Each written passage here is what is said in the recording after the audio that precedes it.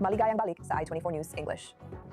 Habang magkaiba ang pahayag ng US at Iran tungkol sa panukalang tigil putukan, nilinaw ni Pangulong Trump na hindi papayagang magkaroon ng kakayahang magpayaman ng uranium ang Iran at aasikasuhin ang lubang pinayamang uranium ng Iran. Kasama natin si Jason Brodsky, Policy Director ng United Against the Nuclear Iran, para talakayin ito. Jason, mukhang hindi pa kasamang issue ng nuclear sa 2 linggong tigil putukan na ito. Panimulang hakbang lang ito para simulan ang pagtalakay sa nuclear. Pero kung patuloy pa ring iginigiit ng Iran ang karapatan nito sa uranium enrichment at sinasabi naman ng US na hindi dapat magkaroon ng kahit anong enrichment ang Iran, paano ito naiiba sa mga negosasyon pagkatapos ng 12 araw na digmaan noong Hunyo? Masayang makasama ka. Sa tingin ko, bahagi lang ito ng panibagong kabanata ng sapilitang diplomasya ng Estados Unidos sa ilalim ni Pangulong Trump laban sa rehimen ng Iran mula nang maupo siya noong nakaraang termino.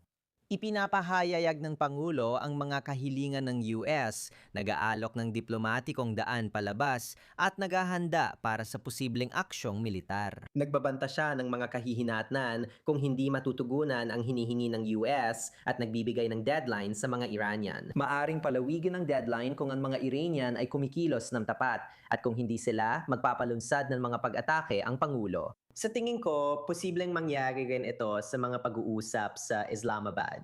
Ngayon, sinusubok ng Pangulo ang kalkulasyon sa pagdedesisyon ng pamunuan ng Iran matapos ang Operation Epic Fury. Dito natin ito dapat tingnan. Sinabi ni Trump na maaring isuko ng Iran ang kanilang highly enriched uranium. Anong mga kasiguraduhan ang dapat ilagay para matiyak na isusuko ng Iran ang lahat ng lubhang pinayamang uranium nito at walang lihim na imbakan sa loob ng bansa?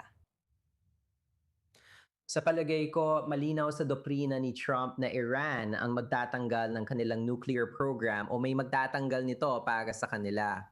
Pinanindigan talaga ni Pangulong Trump ang prinsipyong iyon simula ng ikalawang termino niya. Kaya dapat nating tingnan kung kusa itong isusuko ng Iran ayon sa kalihim ng digmaan. Pero kung hindi, gaya ng sinabi ko kanina, handa ang Pangulo at ang US na muling umatake. At iyan ang mangyayari sa mapilit na diplomasya na makikita natin sa Islamabad simula sa Biyernes. Mayroon bang mga palatandaan na itong bagong rehimen na tinatawag ng Pangulo, sabi niya ito ay isang bagong rehimen. Pero may mga palatandaan ba na talagang makikipag-usap sila ng tapat at bibitaw sa ilan sa kanilang matitigas na kahilingan? Nagalinlangan ako na handa ang kasalukuyang pamunuan ng Iran na gawin ang lahat para matugunan ang mga hinihingi ng US sa pamamagitan ng diplomasya. Ito ay dahil nakikita nila ang kanilang sarili na nananalo sa labang ito, lalo na ngayon na may bago silang kapangyarihan sa Strait of Hormuz. At kaya't ito ay magiging napakahalaga sa paghubog ng kanilang mga desisyon sa Islamabad. Kaya pakiramdam ng mga Iranian na marami silang oras at marahil pinapabagal nila ito gaya ng dati nilang ginagawa. At maaring makakita tayo ng panibagong labanan sa pagitan ng US at Iran dahil gusto ni Pangulong Trump ng mabilisang resulta. Ngunit mabagal at lalo pang bumabagal ang kilos ng mga Iranian sa negosasyon. Ang hindi pagtutugma ng estilo at nilalaman ay nagtutulak sa magkabilang panig na magbanggaan. Yung sinasabi mong pakiramdam ng mga Iranian na may sapat silang oras, paano masisiguro ng US na hindi na muling patagalin ng Iran ang usapan? Ano ang kailangang maging iba sa pagkakataong ito? Palagay ko, susubukan pa rin ng mga Iranian na pahabain ang pag-uusap kahit anong gawin ng Estados Unidos. Sa tingin ko, dapat ipakita ng Estados Unidos na may konsekwensya ang pagpapabagal na maaring humantong sa mas maraming pag-atake laban sa rehimen ng Iran. Jason Brodsky, magandang makasama ka sa I-24 News English na araw. Salamat. Salamat! Dadalhin ko na ang usapan dito sa studio kasama si Ambassador Danny Ayalon, dating Israeli Ambassador sa US at Deputy Foreign Minister ng Israel, at si I-24 News English Senior Middle East Correspondent Ariel Ostran. Salamat po sa pagsama dito sa I-24 News English Studios. Ambassador Ayalon, marami pa ring hindi malinaw kung ano talagang nais ng Presidente ng Estados Unidos at bakit biglang nagkaroon ng 2 linggong ceasefire proposal sa huling sandali. May balita ba mula sa Washington tungkol sa daan palabas na ito? Pansamantala lang ba ito o ito na ang paraan ng presidente ng US para sabihing tapos na ang pambobomba? Nicole, una lahat, ikinagagalak kong makasama ka ngayon. Mahirap talagang husgahan dahil nasa kalagitnaan pa tayo ng laro. Kaya siguro medyo maaga pa para magsagawa ng pagsusuri tungkol sa mga nakuha at nawala. Bagamat medyo nakakadismaya, kailangan kong sabihin na hindi na paluhod ang Iran sa pagbubukas ng Hormuz nang walang tigil putukan. O kahit man lang sa pagtanggap sa 15 puntos ni Trump mula ilang linggo na ang nakalipas. Ngayon, pupunta sila sa negosasyon sa Islamabad, marahil bukas o sa Biyernes. At kahit walang duda na matinding natalo ang Iran mula sa pananaw ng militar, pero sa geopolitical, sa estratehiya, hindi ako sigurado. Pumupunta sila sa negosasyon na halos pantay na ang tingin sa isa't isa. May hinihingi ang Iran at Estados Unidos. Kahit magkasundo sila, kulang pa rin dahil kailangan pa rin makita ang mangyayari sa uranium. Kailangan nating abangan ang mangyayari sa ballistic missiles dahil walang nababanggit tungkol dito.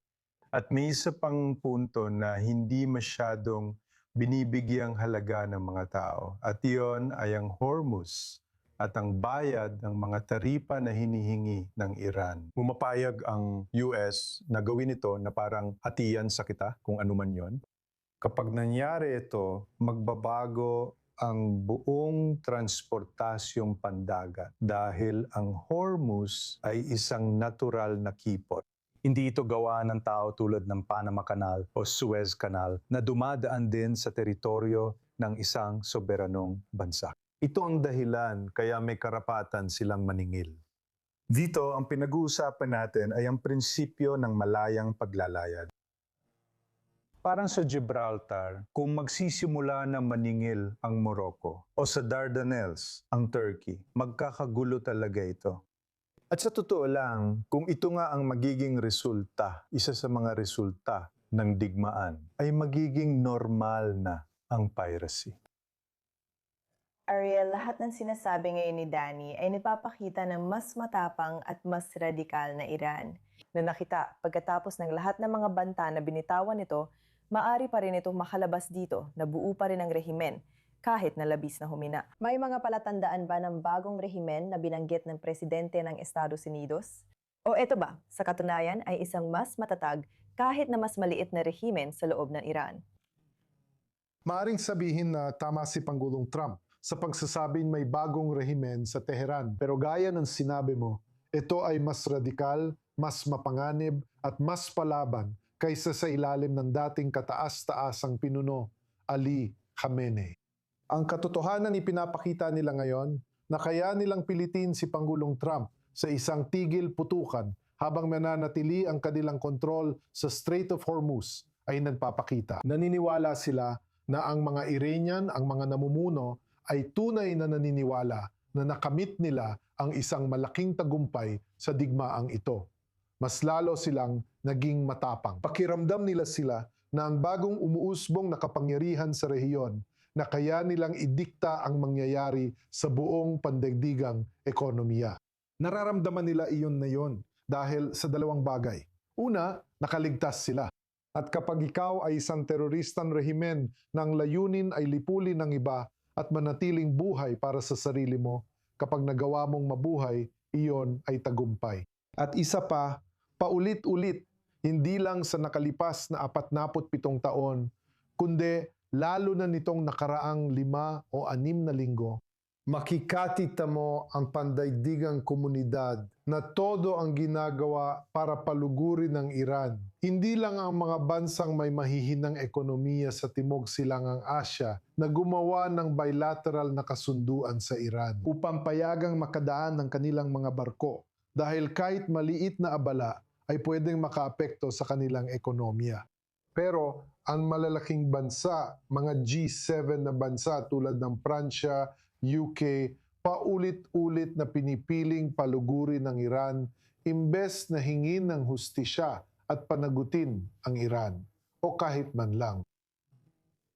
Umabot sa puntong taas ang utusan silang itigil ang pag-atake at bantaan ng paggamit ng malaking puwersang militar. Bukod sa Estados Unidos at Israel, Wala nang ibang gumamit ng ganong retorika. Ngayon, maaari nating isantabi dyan ang ilan sa mga bansa sa Gulpo na nagpakita ng matinding pananalita. Ngunit sa huli ay umiwas pa rin na makipaglaban sa Iran sa militar na paraan. Lahat ng ito kabilang ang Iran at ang rehimen nito na nakaligtas sa huli ay nagbigay sa kanila ng lakas ng loob. Pakiramdam nila sila ang panalo. Kaya naman, mahirap isipin na papayag sila sa mga bagay na hindi naman nila tinanggap bago ang digmaan na ito. At muli, napupunta tayo sa sitwasyon kung saan nakasalalay lahat sa determinasyon ni Pangulong Trump.